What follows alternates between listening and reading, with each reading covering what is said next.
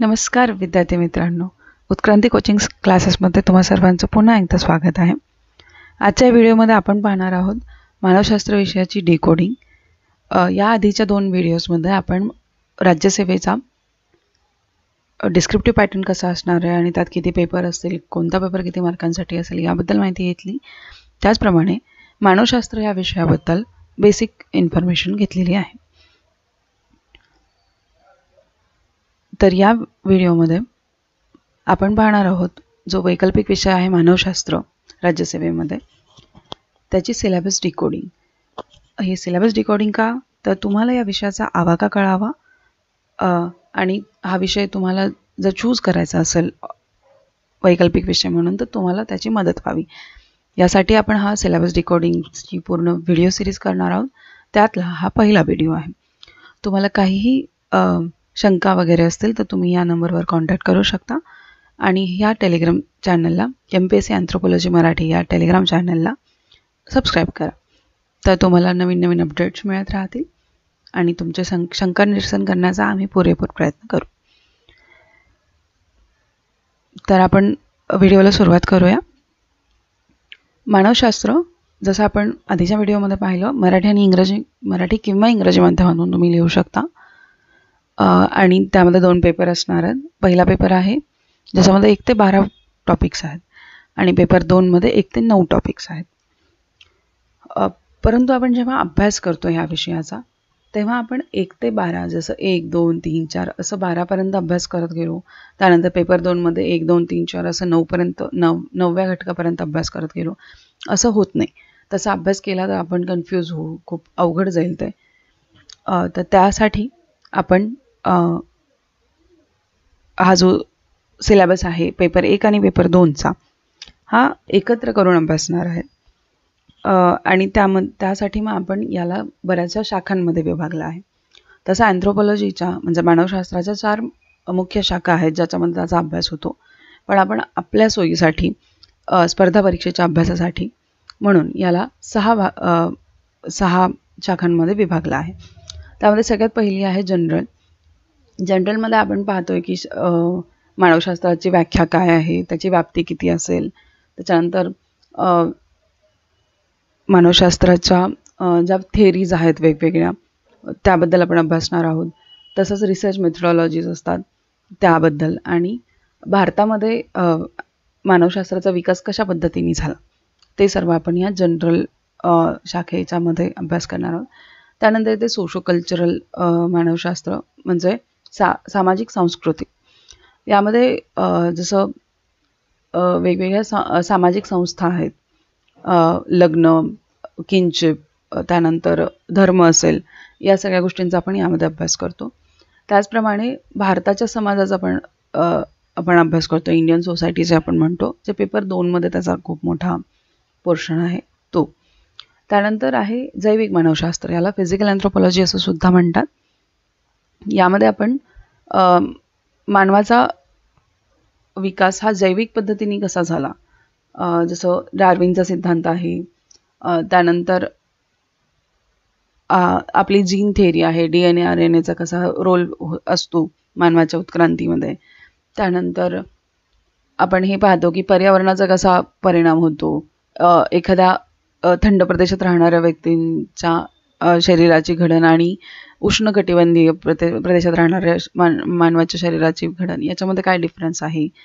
त्यानंतर वेगवेगळ्या प्रकारचे रेसेस कसे अस्तित्वात आले, मंगोलियन रेस आहे, आफ्रिकन रेस आहे, हे सर्व याचा आपण अभ्यास फिजिकल म्हणजे जैविक मानवशास्त्रात करणार. त्यानंतर भाषिक मानवशास्त्र. भाषिक मानवशास्त्र हे लँग्वेजशी संबंधित. जसं आपण लहान मुलगा भाषा शिकतो, पण सगळ्या जेवढ्या पण भाषा आहेत पूर्ण जगामध्ये त्या भाषा शिकण्याचं एक ठराविक पद्धत आहे. त्याच पद्धतीने प्रत्येक मनुष्य हा भाषा शिकत असतो आणि ती तशीच का आहे, त्याचा मानवी मेंदूशी काय संबंध आहे, आपल्या जडणघडणीमध्ये डेव्हलपमेंटमध्ये का त्याच्यावर काही इम्पॅक्ट झाला असेल का, या सगळ्यांचा अभ्यास आपण भाषिक मानवशास्त्रात करू. त्यानंतर आहे पुरातत्वीय मानवशास्त्र. तर पुरातत्वीय मानवशास्त्रामध्ये उत्खननात सापडलेल्या जसं मानवाचे अवशेष असतील किंवा जसं हरप्पन संस्कृतीमध्ये आपल्याला तिथे ग्रेट बाथ सापडले, त्यानंतर ती डान्सिंग गर्लची इमेज सापडली वगैरे, असं सगळं जे आहे. तर त्याचा आणि मानवाचा काय संबंध होता, त्या काळात वापरल्या जाणारे भांडे वगैरे किंवा अवजारे याचा आणि त्यांच्या पर्यावरणाचा काय संबंध होता त्या काळातल्या, मग मानवाची आणि संस्कृतीची उत्क्रांती कशी सोबत सोबत होत गेली, हे सर्व आपण पुरातत्वीय मानवशास्त्रात अभ्यासणार आहोत. आणि त्यानंतर येतं मानवशास्त्राचे उपयोजन म्हणजे अप्लाइड अँथ्रोपॉलॉजी. आपण एवढा अभ्यास करतोच आहेत, पण याचा काय वापर होऊ शकतो बाबा. तर जेव्हा समजा साधा आपला स्मार्टफोन घेऊया आपण, मोबाईल जो आहे, तर आपल्या भारतीय लोकांसाठी वेगळ्या प्रकारचा स्मार्टफोन किंवा बटनाचे जे आधी मोबाईल यायचे ते बनायचे, कारण आपल्या अंगठ्याची लेंथ, त्याची जाडी, याच्यावर ते बटन कसे दाबले जातील वगैरे याचा अभ्यास करून ते बनवलं जातं. तर ज्यांचे हात छोटे असतात, हाताचं ओव्हरऑल स्ट्रक्चर छोटं आहे, त्यांच्यासाठी असणारा फोन हा, ज्यांचे हात खूप मोठे आहेत, हाताचा पंजा खूप मोठा आहे, त्यांच्यासाठी ते वापरता नाही येणार. तर अशा प्रकारे यूज होतो. किंवा आपण म्हणू शकतो डिफेन्समध्ये यूज होतो, की समजा भारतीय जे जवान आहेत त्यांची एक ओव्हरऑल एक ॲव्हरेज हाईट आहे, त्यांचं डोक्याचं स्ट्रक्चर जेवढं आहे, एक सगळ्यांचं एक मेजरमेंट निघतं आहे. तर त्याप्रकारे डिफेन्स इक्विपमेंट्स बनवले जातात. त्यांचे हेल्मेट्स असतील, त्यांचे लाईफ जॅकेट्स असतील, बुलेट प्रूफ जॅकेट्स असतील किंवा बूट्स असतील वगैरे, ते सगळं. पण ते मोजमाप आपण दुसऱ्या देशातल्या सोल्जर्ससोबत, जवानांसोबत नाही लावू शकत. जसं चायनीज सोल्जर्सचं त्यांचं मेजरमेंट वेगळं असेल वगैरे. तर हे थोडक्यात अप्लाइड अँथ्रोपॉलॉजी आहे. जसं मानवशास्त्राचा आपण याच्यामध्ये बऱ्याच ठिकाणी उपयोग करू शकतो. तर हे याचं पण बरंच डिटेलमध्ये सिलेबसमध्ये मेन्शन आहे. तर आपण ते जेव्हा पाहू तेव्हा तुम्हाला लक्षात येईल. तर आता मानवशास्त्र काय आहे? उत्खननात सापडणाऱ्या अस्थी किंवा अवशेषांचा अभ्यास करून मानववंश कसा विकसित होत गेला याचा आपण अभ्यास करतो.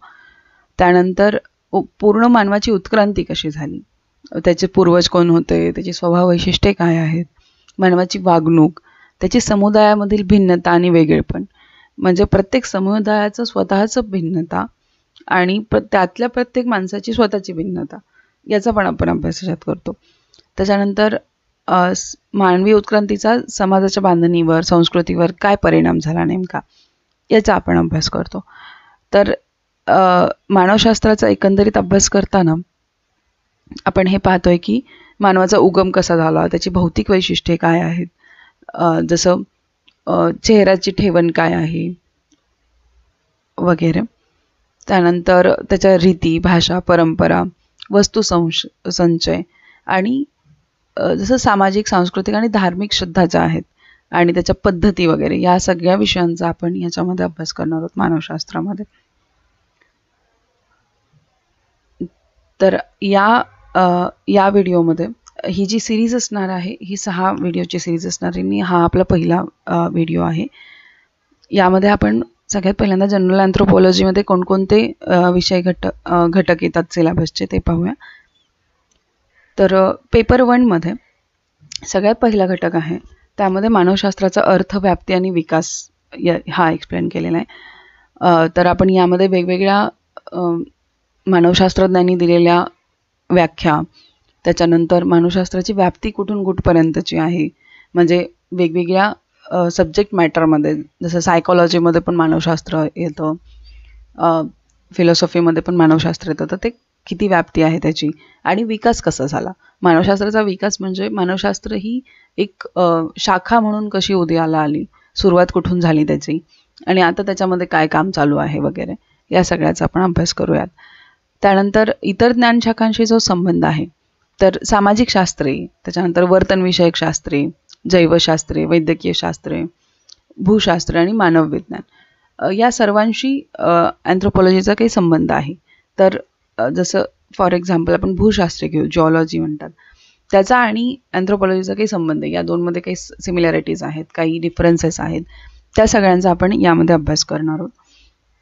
की अँथ्रोपॉलॉजी आणि बाकीच्या अभ्यासाच्या शाखा यामध्ये काय ओव्हरलॅपिंग पॉईंट्स आहेत, काय गोष्टी सिमिलर आहेत आणि त्यामध्ये काय डिफरन्सेस काय असतात नेमके, याचा अभ्यास. त्यानंतर मानवशास्त्राच्या ज्या मुख्य शाखा त्यांची व्याप्ती आणि समर्पकता. जसं मी आधीच तुम्हाला म्हणाले की ह्या ज्या 4 शाखा आहेत, या मुख्य शाखा आहेत मानवशास्त्राच्या. त्याच्यामध्ये सामाजिक सांस्कृतिक मानवशास्त्र, जैविक मानवशास्त्र, पुरातत्वीय मानवशास्त्र आणि भाषिक मानवशास्त्र ह्या चारांचा समावेश होतो. तर या शाखा कशा उदयास आल्या, त्यांची व्याप्ती किती आहे, त्यांचा अभ्यासामध्ये आत्तापर्यंत काय काय झालेले आहे, मानवशास्त्रज्ञांनी त्याचा वापरही केला आहे, त्याची सुरुवातही केली आहे. तर ते सर्व कशा प्रकारे झालं आणि मग ते कसा मानवाचा सर्वांगीण अभ्यास करण्यासाठी उपयुक्त आहे, हे वगैरे सगळं आपण यामध्ये पाहू. त्यानंतरचा पॉईंट आहे जो थिअरीज, म्हणजे आपण सिद्धांत ज्याला म्हणतो. पेपर 1 मध्ये 6वा घटक आहे मानवशास्त्रीय सिद्धांत. यामध्ये हे सर्व जवळजवळ 11 सिद्धांत येतात. तर आपण प्रत्येकाबद्दल थोडीफार माहिती, एक इंट्रोडक्टरी माहिती घेऊयात आता, जेणेकरून तुम्हाला नेमका अभ्यास कसा करायचा म्हणण्यापेक्षा यामध्ये विषय घटकामध्ये नेमका काय मुद्दा असू शकतो याबद्दल तुम्हाला थोडीफार आयडिया येईल. तर सगळ्यात पहिल्यांदा आहे अभिजात उत्क्रांतीवाद. याला क्लासिकल इव्होल्युशनिझम म्हणतात इंग्लिशमध्ये. यात त्यांचं म्हणणं असं आहे की सर्व समाज विकासाच्या समान टप्प्यामधून प्रगती करतो. म्हणजे एखादा समाज भारतातला घेतला आणि एखादा अमेरिकेतला घेतला तर ते दोन्ही समाज त्यांच्या काही ठराविक टप्पे आहेत, त्या टप्प्यांमध्ये ते प्रगती करत असतात. त्यानंतर आहे ऐतिहासिक विशिष्टतावाद. हा फ्रान्स बोआसनी आणला. त्याला इंग्रजीमध्ये हिस्टॉरिकल पर्टिक्युलरिझम असं म्हणतात. तर यांचं म्हणणं असं आहे की प्रत्येक संस्कृतीचा हा स्वतःचा एक ऐतिहासिक विकास असतो आणि ज्यावर त्याचा सध्याची स्टेट अवलंबून आहे. म्हणजे सध्या तो समाज कसा आहे याचा अभ्यास करायचा असेल तर त्यांची हिस्ट्री काय आहे, त्यांचं ऐतिहासिक विकास कसा झालेला आहे याचा आपल्याला अभ्यास करावा लागतो, असं बोआज यांचं म्हणणं आहे. त्यानंतर आहे प्रसारवाद. प्रसारवाद म्हणजे इंग्रजीमध्ये त्याला डिफ्युजनिझम म्हणतात आणि हे 3 ठिकाणच्या शास्त्रज्ञांनी याचा अभ्यास केला. एक ब्रिटिश, दुसरं जर्मन आणि मग अमेरिकन. तर यांचं असं म्हणणं आहे की प्रत्येक समाज हा स्वतःच्या गोष्टी नाही तयार करू शकत किंवा उत्क्रांतीमध्ये त्याचा एक ओव्हरऑल टप्प्यांमध्ये विकास नाही होत. तर डिफ्युजनिझम म्हणजे एका ठिकाणचे लोक त्यांची संस्कृती, त्यांच्या घटक गोष्टी, संस्कृतीच्या गोष्टी, चालीरीती या एका ठिकाणाहून दुसऱ्या ठिकाणी घेऊन जातात आणि मग त्याचा तिथे विकास होतो. असं म्हणजे डिफ्युजनिझम, प्रसारवाद, प्रसार होतो. त्यानंतर आहे कार्यप्राधान्यवाद. याला आपण फंक्शनलिझम असं पण म्हणतो. हे प्रायमरीली मॅलिनोव्स्कीनी आणलेलं आहे. तर याच्यामध्ये त्यांचं असं म्हणणं होतं की प्रत्येक गोष्टीचं एक कार्य आहे. म्हणजे कुठली पण संस्कृतीमध्ये कुठलं पण आपण एखादं गोष्ट घेतली तर त्याचं एक स्पेसिफिक कार्य आहे त्या संस्कृतीमध्ये. आणि जर चालीरीती, रूढी परंपरा यांचं जर कार्य संपलं तर त्या हळूहळू लुप्त होतात. तर जोपर्यंत त्यांचं काम चालू आहे तोपर्यंतच ते चालू आहेत, ते त्या गोष्टी चालू राहतात, असं मॅलिनोव्स्कींचं म्हणणं आहे. त्यानंतर संरचनात्मक कार्यवाद. हा रेडक्लिफ ब्राउन यांनी आणला. त्याला आपण स्ट्रक्चरल फंक्शनलिझम असं म्हणतो. तर हे म्हणतात की हा असा एक सिद्धांत आहे जो समाजाला एकमेकांच्या संबंधित भागांची एक प्रणाली म्हणून पाहतो. म्हणजे वेगवेगळ्या गोष्टी ह्या एकमेकांवर लिंक्ड असतात. जसं जॉब आहे, शिक्षण आणि जॉब, तर ह्या गोष्टी जशा आपण लिंक केल्यात. आता हे खूप लोकल लेवलचं एक्झाम्पल किंवा आपल्यापुरतं एक्झाम्पल असेल कदाचित, पण शिक्षण आणि नोकरी हे जसं एकमेकांवर डिपेंडंट आहे तसं संरचनात्मक कार्यवाद म्हणतो की समाजामध्ये ज्या पण गोष्टी घडतात त्या एकावर एक डिपेंडंट असतात आणि हा जो डिपेंडन्स आहे तोच त्याला स्थिरता आणि एकता, समाजाची एकता राखण्यासाठी मदत करत असतो. त्यानंतर पाहूया संरचनावाद. लेवी स्ट्रॉस आणि ई लीच यांनी दिलेला आहे. याला आपण स्ट्रक्चरलिझम असं म्हणतो इंग्रजीमध्ये. यामध्ये यांनी सांगितलं की जे स्ट्रक्चर्स असतात. आता सामाजिक संस्था ज्या आहेत, लग्न झालं, किनशिप झाली किंवा धर्म झाला, याच्यामध्ये एक स्ट्रक्चर आढळतं, प्रत्येक ठिकाणी संरचना आढळते त्याची. तर यामध्ये हे म्हणतात रचनावादाचे जे सिद्धांत ज्यांनी मांडला, त्यांचं असं म्हणणं आहे की ते संस्कृतीला अशा एका प्रणाली, एक कंप्लीट अशी एक संस्था म्हणून पाहतात, ज्याच्यामध्ये आपण बायनरी गोष्टी पाहतो, एक चांगलं आणि वाईट किंवा खरं आणि खोटं, अशा दोन गोष्टीमध्ये, जसं बायनरी आहेत, हे दोन वेगवेगळ्या गोष्टी एक्स्ट्रीम्स आहेत, तशामध्ये हे पाहतात. आणि यामध्ये संरचनावादामध्ये त्यांचं असं म्हणणं आहे की पर्यावरणापेक्षा मनाची रचना घडवत जाते संस्कृती. त्या आजूबाजूचं आपलं जे वातावरण आहे, आपल्या आजूबाजूचं, त्यापेक्षा पण आपली मनाची संरचना ही घडवते, संस्कृती घडवते आपली. त्यानंतर आहे संस्कृती आणि व्यक्तिमत्व. याला आपण कल्चर पर्सनॅलिटी स्कूल असं म्हणतो. यामध्ये रुथ बेनेडिक्ट आहे, मार्गारेट मीड आहेत, कार्ल लिंटन आहेत.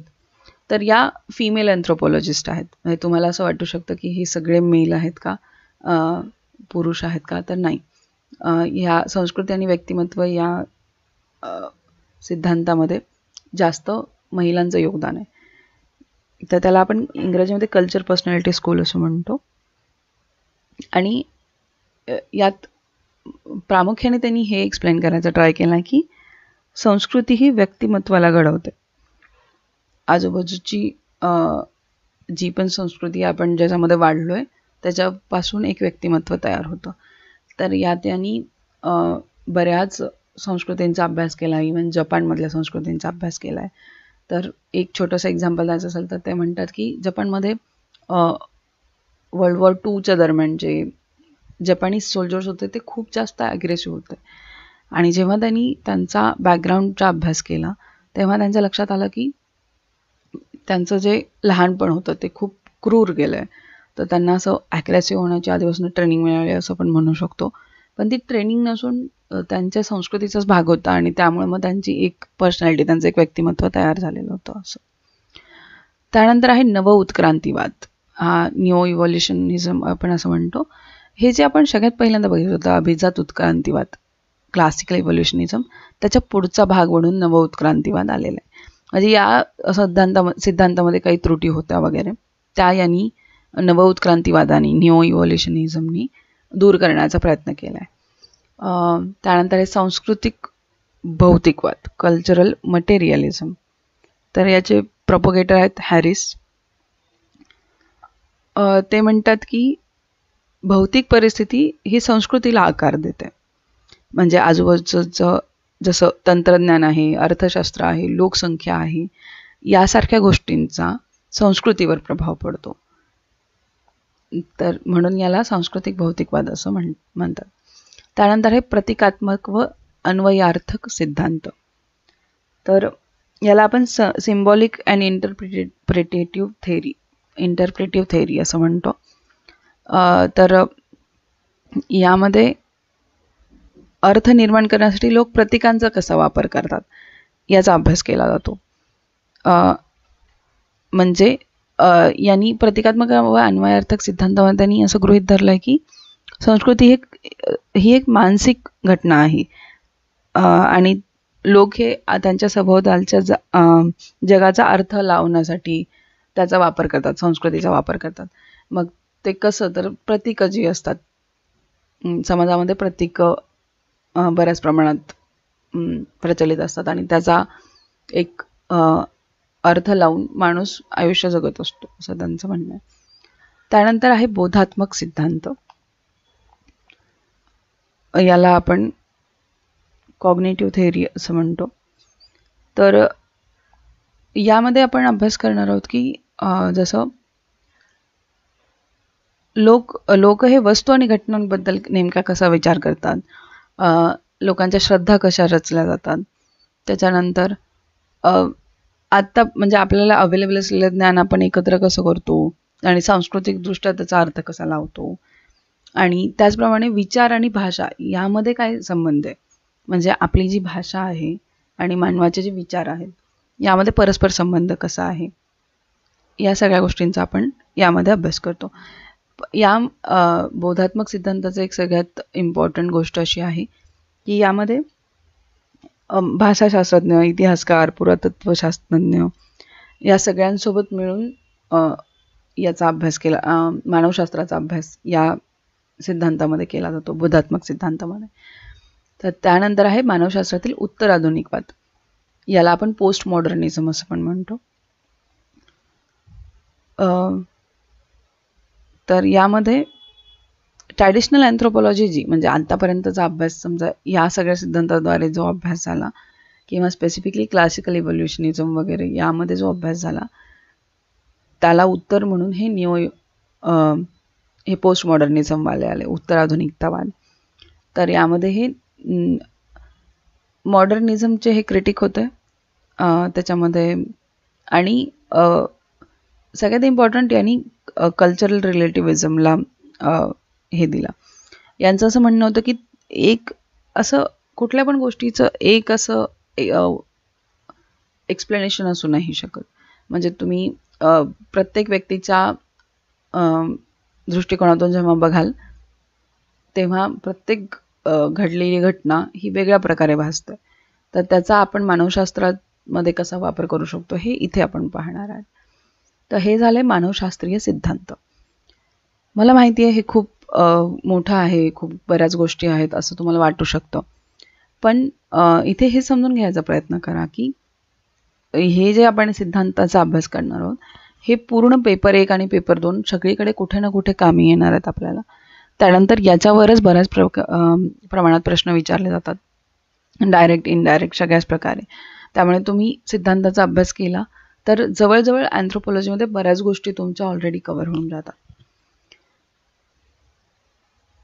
त्यानंतर आहे पेपर 1 मध्येच 8वा घटक, त्याला आपण मानवशास्त्रातील संशोधन पद्धती असं म्हणतो, रिसर्च मेथड्स. तर यामध्ये सगळ्यात पहिल्यांदा क्षेत्रीय कार्य परंपरा याचा आपण अभ्यास करणार आहोत. क्षेत्रीय कार्य म्हणजे मानवशास्त्रज्ञ स्वतः एखाद्या समाजामध्ये जाऊन राहतात, तिथल्या गोष्टींचं ऑब्झर्वेशन करतात, तिथल्या लोकांसोबत मिळून मिसळून राहतात, त्यांचा विश्वास संपादन करून त्यांना काही प्रश्न विचारतात, त्यांच्याबद्दलची ऐतिहासिक माहिती गोळा करतात वगैरे. तर ही क्षेत्रीय कार्य परंपरा ही मॅलिनोव्स्की यांनी आणलेली होती आणि या घटकामध्ये आपण त्याचा सविस्तर अभ्यास करणार आहोत. त्यानंतर तंत्र पद्धती आणि पद्धत मीमांसा यामधील भेद. तंत्र काय असतात तर तुम्ही माहिती गोळा करण्यासाठी ज्या ज्या पद्धती ज्या ज्या गोष्टी वापरता त्याला आपण तंत्र म्हणतो. की तुम्ही कुणाची मुलाखत घेतली, तुम्ही बसून निरीक्षण केलं आणि मग तुम्ही ते नाव लिहून घेतलं, ते झालं तंत्र, माहिती गोळा करण्याचं तंत्र. आता पद्धती काय, तुम्ही बऱ्याच मोठ्या प्रमाणामध्ये डेटा गोळा करून ठेवला तुमच्याकडे, पण मग त्या डेटाचं सॉर्टिंग करणं, त्याचा अभ्यासासाठी नेमका वापर करणं, याला आपण पद्धत म्हणतो. आणि पद्धत मीमांसा म्हणजे आता ही जे सॉर्ट झालेला डेटा आहे पद्धतीमध्ये तो आपण रिसर्चसाठी कसा वापरणार, तर ही या 3 मधला भेद. त्यानंतर माहिती संकलनाची साधने, त्यामध्ये निरीक्षण असू शकतं, मुलाखत असू शकते, अनुसूची असू शकते, प्रश्नावली तुम्ही बनवून ठेवू शकता आणि पाठवून दिली. स्टुडंट्स, समजा तुम्हाला विद्यार्थ्यांमध्ये एखादं निरीक्षण करायचं तर तुम्ही सगळ्या स्टुडंट्सना ती पाठवून दिली, मग ते भरून तुम्हाला वापस करतात, तर ती पण एक माहिती संकलनाची पद्धत आहे. त्यानंतर प्रकरणी अभ्यास, वंशवृक्ष म्हणजे वंशावळी जी असते ती. त्यानंतर पद्धती, जीवन इतिहास, तोंडी इतिहास.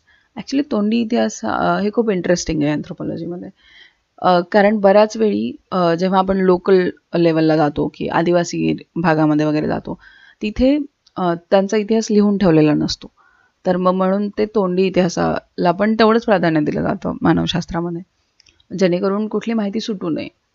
त्यानंतर माहितीचे दुय्यम स्रोत आहेत की कोणी काहीतरी लिहून ठेवलं आहे आणि मग त्याचा तुम्ही अभ्यास करून त्याच्यातून काहीतरी ऑब्झर्वेशन्स काढताय. आणि सहभागी पद्धत, त्याच्यामध्ये तुम्ही डायरेक्ट त्या समाजामध्ये जाऊन सहभाग घेता. आणि त्यानंतर आहे माहितीचे विश्लेषण, अर्थ उकल आणि सादरीकरण. हे जवळजवळ प्रोजेक्ट रिपोर्ट कसा तयार करायचा त्या पद्धतीत आहे. त्यानंतर आपण पाहू पेपर 2 मध्ये हे जे जनरल अँथ्रोपॉलॉजीमध्ये आहे त्यातला काय पॉईंट येतो. तर पेपर 2मध्ये 4था नंबरचा घटक आहे, ज्यामध्ये भारतातील उदय, वाढ आणि विकास. तर हे भारतामध्ये मानवशास्त्राचा उदय कसा झाला, त्याची वाढ कशी झाली आणि विकास कसा झाला याबद्दल आपण अभ्यास करणार आहोत. तर 18व्या, 19व्या आणि 20व्या शतकाच्या सुरुवातीला जे प्रशासक आणि विद्वान होते त्यांचं जे राईटअप आहे त्यांचं काय योगदान होतं. त्यानंतर आदिवासी आणि जात अभ्यासातील भारतीय मानवशास्त्रज्ञांचे योगदान कोणते कोणते आहेत ते बघणार आहोत. तर यामध्ये LP विद्यार्थी आहेत, SC बोस आहेत, इरावती कर्वे आहेत, यांचं बरंच योगदान आहे.